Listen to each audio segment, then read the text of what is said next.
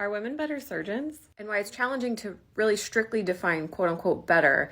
In the world of surgery and research, typically you look at different variables that you can measure, right? So post-op outcomes, success, complications, etc. This study was published last month in JAMA Surgery, authored by Christopher Wallace, and looked at post-op outcomes as it related to the surgeon's sex. The devil's in the details, so let's break it down. Methodology. They looked at over 1.3 million patients, over 3,000 surgeons, and it was based out of Canada.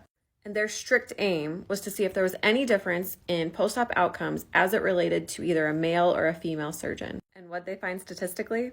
They found that male patients had the same outcome, whether or not their surgeon was male or female, while female patients had better outcomes if their operation was performed by a female surgeon as compared to a male surgeon. Let's say female patient, male surgeon. Let's break down what they consider bad outcomes. Higher risk of major complication, higher risk of death, higher risk of readmission, and higher risk of longer stay in hospital. And interestingly, this was not found conversely. For instance, if it was a male patient with a female surgeon, they didn't find higher risk of adverse events, death, hospital readmission for any of those. So we have a study, we have numbers. What the hell do we do with it? Does this mean that if you're a female, you shouldn't have surgery by a male? No, there are thousands of great male physicians across the world.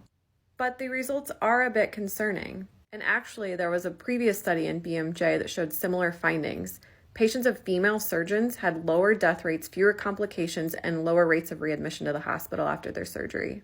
Interestingly, most surgical fields are still strongly male-dominated.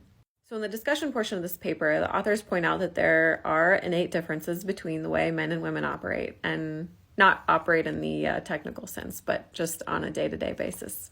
And I have to agree. So communication style, interpersonal relationships, decision-making, you name it. Are women better at following guidelines put out by evidence-based organizations? Do they have a more patient-centered approach? Are they better communicators? You tell me. What do you think of the study? I'll put the reference details in the comments.